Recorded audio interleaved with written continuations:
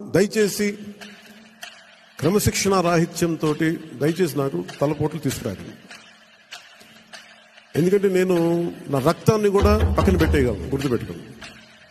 నా కుటుంబాన్ని కూడా పక్కన పెట్టేస్తాను. నేను జనం కోసం అయితే నా కుటుంబాన్ని కూడా పక్కన పెట్టేస్తాను. అలాంటిది నా సొంత బిడ్డలతో సహా పక్కన పెట్టేయగలను. నేను అంత నిస్వార్థంగా, అంత గట్టిగా ఉండను. ప్రజాక్షేమం కోసం, ప్రజాస్వామ్య పరిరక్షణ కోసం నేను అంత బలంగా ఉంటాను. అందుకని దయచేసి అందరూ కూడా నన్ను ఏదో తిట్టేస్తే భయపడిపోతాను, నేను లేకపోతే ఇక్కడ గెలవం, పంచాయతీ ఎన్నికలు రావచ్చు, మున్సిపల్ ఎన్నికలు రావచ్చు, నా సత్తా ఏంటో అనుకునే వాళ్ళందరికీ కూడా ఏంటంటే సంతోషం. నేను అక్కడ దెబ్బతింటానికి సిద్ధంగా ఉంటాను తప్ప కాంప్రమైజ్ అవ్వడానికి నేను సిద్ధంగా ఉంటాను. ఏం పోతే చెప్పండి నాకు.